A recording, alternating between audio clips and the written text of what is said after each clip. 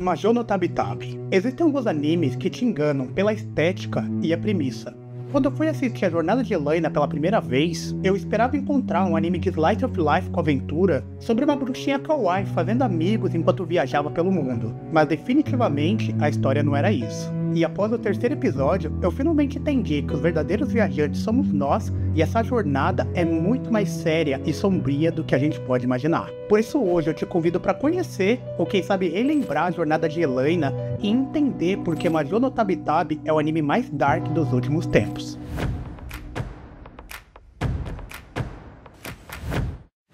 Salve galera, tudo bem com vocês? Meu nome é Edson, e se é sua primeira vez aqui no canal, seja bem-vindo ao Rastro de Anime. Então, para te contextualizar, a primeira coisa que você precisa entender é que Mahou no Tabitabi se trata da jornada da Elaina, uma bruxinha que viaja pelo mundo conhecendo pessoas e vivendo novas aventuras. Porém, não é trabalho dela intervir nos acontecimentos da história. Ela é só uma viajante, uma espectadora de tudo o que acontece e esse é nosso papel junto com ela. Então, com isso setado, logo no primeiro episódio a gente é apresentada a Elaina, uma garota muito jovem, extremamente talentosa no uso da magia e por conta disso ela foi uma das mais novas a se graduar no exame mágico com apenas 12 anos. O principal motivo da Elaina querer se tornar uma bruxa e viajar pelo mundo é inspirado no conto favorito dela das aventuras de Nikki. Nikki foi uma bruxa viajante que no passado experienciou todo tipo de aventura e depois que ela se aposentou ela escreveu uma série de contos para narrar a trajetória dela ao longo dos anos. E ao longo do primeiro episódio, a Elaina conhece a Fran, a bruxa da poeira estelar, que topa ser a mestra dela e vai acompanhar a garota por toda a trajetória até ela se tornar uma bruxa certificada. E se você for só pelo clima do primeiro episódio e do segundo, você sente que esse anime aqui ele vai mais numa pegada de slice of life com aventura, sendo que a Fran disputa uma batalha contra a Elaina. Após isso, ela reconhece que a garota está finalmente pronta para se tornar uma bruxa e como é o costume daquele mundo, a bruxa que aprova uma sucessora também escolhe para ela o seu nome. Então por conta do cabelo da Elaina, ela é batizada como a Bruxa das Cinzas. E assim que ela termina de se arrumar, ela parte para começar sua jornada. E se fosse só por isso, e pelo segundo episódio, onde a Elaina conhece a Sayá, e é um segundo episódio inteiro focado em ajudar essa garota a se preparar e conseguir se tornar uma bruxa também, no caso a Bruxa do Carvão, você tiraria que Mahou no Tabitabi é um anime de slice of life com aventura, só que é a partir do terceiro episódio que o tom dessa história muda. Já viu, né? O início do terceiro episódio começa mostrando pra gente a Elaina viajando por um campo florido.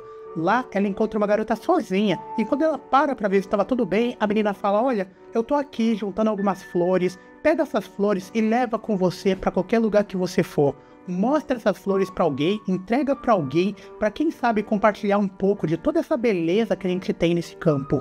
A Elaina é encantada com a vastidão daquele campo cheio de rosas e orquídeas, ela pega o buquê da menina e leva com ela. Até porque que mal isso poderia fazer? Só que quando ela chega do outro lado, no primeiro reino, ela é abordada logo de cara pelo guarda da entrada, que informa pra ela que aquelas plantas são malditas e que ela não poderia entrar com aquilo. E assim que a Elaina comenta que ela tinha recebido aquelas flores de uma garota simpática no bosque, o guarda entra em desespero tentando abordar a Elaina pra tentar entender de quem que ela estava falando. Daí o chefe aparece, rende o guarda e explica pra garota que aquele campo foi amaldiçoado por uma bruxa muito tempo no passado. E como o corpo da Elaina tem propriedades mágicas, ela não era pega pela maldição. Porém, qualquer pessoa que cheirasse o pólen daquelas flores seria atraído pelaquele campo e seria devorado. E é justo por isso que com aquelas flores ela não poderia entrar. Como pra ela não faria diferença, eles queimam as flores e ela passa pra dentro do reino. Lá, ela dorme, descansa, pensa um pouco sobre aquele cara, sobre a garota que estava no campo, e no dia seguinte ela vai embora. Porém, no momento que ela está passando de novo pelaquele mesmo local que ela passou no dia anterior, ela encontra os restos do que era a mesma garota, agora totalmente transformada em árvore, absorvida pelas plantas carnívoras, e junto dela ela encontra o guarda da noite anterior, que finalmente encontrou a irmã dele que estava perdida, e agora, consumida por várias vinhas e raízes, também já estava no processo de ser devorado pelaquele campo. Todo aquele campo é como se fosse uma planta carnívora que atrai as pessoas ali para dentro e suga o nutriente delas para se manter vivo. Entendendo que não tinha mais solução ou como reverter a situação do rapaz, ela simplesmente deixa ele lá e vai embora. E falando das minhas interpretações, eu acho muito legal dessa história aqui, que na época que Mahou no Tabitabi estava sendo lançado, todo mundo falou, meu, por que ela não resgatou o cara, por que ela não matou o cara? Mas se você parar pra pensar, matar aquele cara não faria diferença, ele já estava sendo consumido. Então o que é melhor? Pelo menos você deixar ele ter um pouco de alegria nos últimos momentos, tendo a felicidade de ter encontrado a irmã dele perdida, que ele não via há tanto tempo, ou até isso, até essa pequena centelha de alegria você vai tirar desse cara que já tá condenado. Mas independente da sua escolha, não faz diferença, porque o final do episódio termina mostrando que várias pessoas zumbis estão saindo daquele bosque em direção àquele reino, e a gente não sabe se o reino caiu e foi consumido pela maldição, ou se eles conseguiram se defender.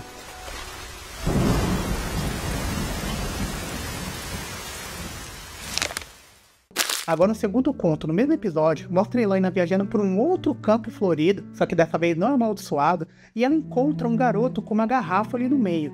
Ele para a viajante e comenta com ela que ele tá engarrafando felicidades para mostrar para uma garota que mora na casa dele chamada Nina. Ele comenta, a Nina tá sempre muito triste, ela tá sempre chorando, então quem sabe se eu conseguir coletar alegria o suficiente de várias recordações e de várias pessoas, eu não consigo deixar ela mais feliz. Ué. Então o rapaz convida a bruxinha pra ir almoçar na casa dele e ela vai. E quando eles chegam lá e o rapaz grita pela garota que se chama Nina e ela aparece, você entende que tem alguma coisa de errada e muito possivelmente aquela menina não mora lá por opção, ela é uma escrava da família. E pela postura do pai do garoto, que também é o chefe da aldeia, você consegue entender todos os problemas que ele tem relacionados a garotas mais novas e todo tipo de maltrato e abuso que ele fazia a Nina sofrer diariamente. Então só daí você entende que ela não tá sempre triste a troco de nada. Mas como o menino ele é jovem e inocente, ele não consegue perceber toda a malícia e a maldade que acontece dentro da casa dele. E assim que o almoço termina e o garoto mostra pra Nina todas as felicidades que ele conseguiu engarrafar, ela chora. Pela visão dele, ela tá chorando de felicidade, vendo o tanto de coisas bonitas e positivas que tem lá fora no mundo, enquanto você entende que o buraco é muito mais embaixo. Fudeu de vez! Na realidade, todo o contraste de você mostrar a alegria que ela nunca vai poder ter, só mostra pra ela o quanto ela é presa, o quanto ela tá enclausurada naquela situação. E mais uma vez, depois do almoço, a nossa bruxinha vai embora, se lembrando de um dos contos que a Nikki viveu, onde um outro cara fez a mesma coisa por uma outra garota no passado, só que essa outra garota não aguentou ver a felicidade dos outros que ela não poderia ter e terminou indo de arrasta pra cima. E esse conto termina com a Elaina se perguntando, agora que eu fui embora, o que de fato vai acontecer com essa garota? E na realidade, às vezes é melhor a gente nem saber. Mas infelizmente, pelas regras daquele mundo, não tinha muito o que a Elaina fazer naquela situação.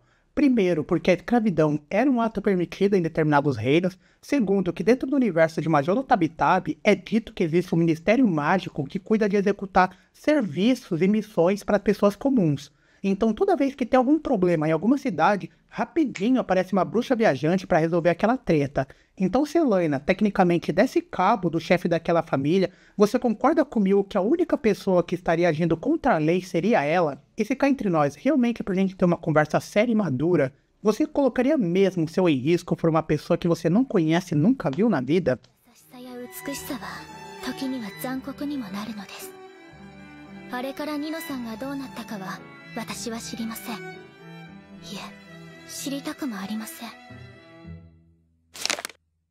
O próximo episódio dessa história aqui se chama Princesa Sem Súditos. A Elaina tá viajando enquanto ela vê uma cidade. Essa cidade estava em ruína, completamente destruída, e no meio dela tinha uma criatura gigante que foi responsável por toda essa destruição. Essa criatura se chamava Javalier, e no meio dos destroços das cinzas, ela vê só o castelo, e ela vai até lá ver se ainda tem uma pessoa viva. Quando ela chega lá, ela encontra a Mira Rose. A Rose era a princesa daquele castelo e ela explica pra Elaina que por algum motivo ela perdeu as memórias dela, mas tudo que ela sabe é que ela precisa derrotar o Javalier. Ela entende que aquela criatura foi responsável por destruir todo o reino dela e ela acha que ela vai poder encontrar as respostas de quem ela é, qual é o passado dela e por que aquela criatura tá ali quando ela enfrentar o monstro. A Elaina decide ajudar a Rose com a parte de montar estratégias para conseguir pegar a criatura. E no final do episódio, após acontecer o quebra-pau entre a Rose e a Javalier, a gente descobre o real passado da garota. Naquele reino, muito tempo atrás, existiu uma história de amor proibido entre uma princesa e o cozinheiro do castelo. Esses dois, que não deveriam se relacionar por terem castas e status sociais diferentes, acabam se apaixonando e do amor deles gera um fruto proibido, uma criança nasce. O pai da garota, que no caso era o rei, vendo que ele considerava ser uma abominação, ele manda que decapitem, esquartejem e queimem o corpo do cozinheiro, que deem cabo da criança e que isolem a princesa num canto para que ela possa pensar e refletir sobre a abominação que ela cometeu. E quando a princesa vê o destino do filho dela e do amado que ela tinha, ela se entrega à loucura e amaldiçoa o próprio pai, transformando ele num monstro. Sayonara, Otou-sama.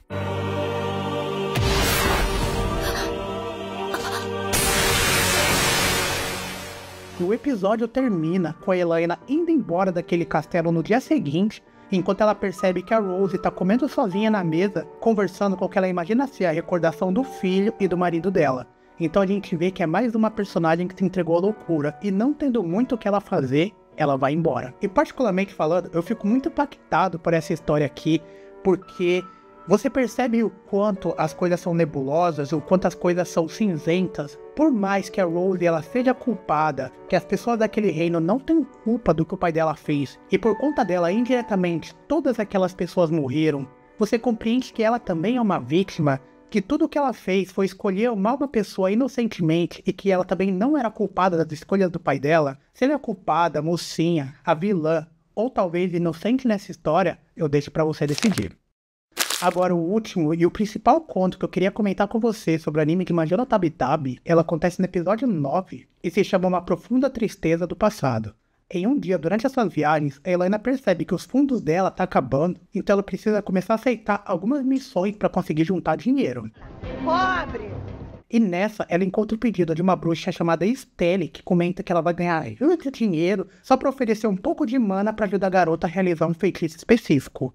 Quando Helena chega lá, a Estelle explica para ela que, no passado, aquela cidade sofreu com os ataques de uma serial killer chamada Selena. Essa Selena foi a melhor amiga da Estelle quando elas eram crianças, porém, quando ela era criança, os pais dela foram assassinados, ela foi entregue para um tio, esse tio abusava da garota e por conta disso ela desenvolveu sérios problemas mentais, acabou matando o tio e se tornou uma psicopata. Após muitos anos, a garota foi capturada e sentenciada à morte. Agora, no ponto atual que a gente está acompanhando essa história, essa sentença já foi executada, porém, a Estelle comenta que com a ajuda da Helena, ela vai conseguir voltar no tempo e impedir os acontecimentos que levaram aquele destino trágico para a amiga dela. E entendendo a boa causa que ela poderia fazer e aí do dinheiro que ela ia ganhar com aquilo, a bruxinha das cinzas topa e elas voltam pro passado. E quando elas chegam lá, a primeira coisa que elas procuram é encontrar a Selena enquanto criança e comentam com a garota, volta pra casa, tira os seus pais de casa, porque alguma coisa vai acontecer, eu não posso te dizer o que é, mas faz isso que vai ficar tudo bem. E após isso, elas passam um dia preparando o terreno para pegar aquele serial killer que seria responsável por matar primeiro os pais da garota e impedir que toda aquela tragédia que fosse acontecer a partir disso se desenrolasse. Só que ao cair da noite, quando Helena vai até o ponto que a Estelle estava guardando, para garantir que o plano da outra bruxa realmente tinha dado certo, o que ela encontra lá é um cenário todo destruído e ela percebe que na realidade tudo aconteceu da forma que deveria acontecer e que o verdadeiro serial killer sempre foi a Selena. E aqui a gente descobre que a garota ela também sofria maus tratos do próprio pai e da própria mãe, e que por conta disso ela matou os dois, depois matou o próprio tio e consequentemente a partir daí começou a matar mais e mais pessoas.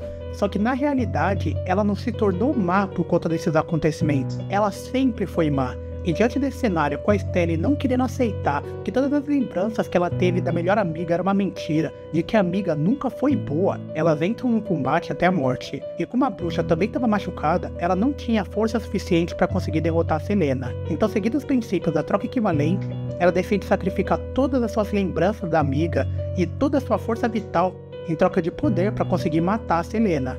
Por mais que ela não pudesse impedir que a amiga se tornasse do mal, ela podia pelo menos evitar que outras pessoas sofressem na mão dela. O episódio termina com Helena voltando para o futuro e ambas as garotas mortas. E a grande questão desse episódio é que a nostalgia nos faz ver o mundo como a gente gostaria que ele fosse. Será que na verdade a Estelle sempre teve evidências de que a amiga era uma psicopata e escolheu ignorar aqueles sinais em troca de manter viva uma lembrança saudável da amiga que ela gostava? Será que aquela situação sempre foi clara para qualquer pessoa que olhasse de fora, mas ela preferiu montar uma realidade diferente na mente dela do que aceitar que as coisas são como são e que a amiga dela nunca teve salvação? E ao ser deparada com a realidade, ela preferiu queimar a própria vida e as próprias memórias do que viver e ter que aceitar a realidade de que a amiga dela sempre foi um monstro. Majuro Tabby é um anime que aborda diversos aspectos da nossa humanidade e nos mostra o melhor e o pior do que podemos ser. Todo episódio tem uma mensagem diferente pra gente absorver e um potencial pra gente sorrir ou chorar. Mas assim como Elaina, não tenha medo de experienciar essa jornada e de se envolver com vários personagens e acontecimentos ao longo de toda essa trajetória. Não olhe pro lado e ignore os aprendizados que você tem para receber, porque sejam eles positivos ou negativos, errar é natural e aprender com nossos erros é o que nos torna seres humanos.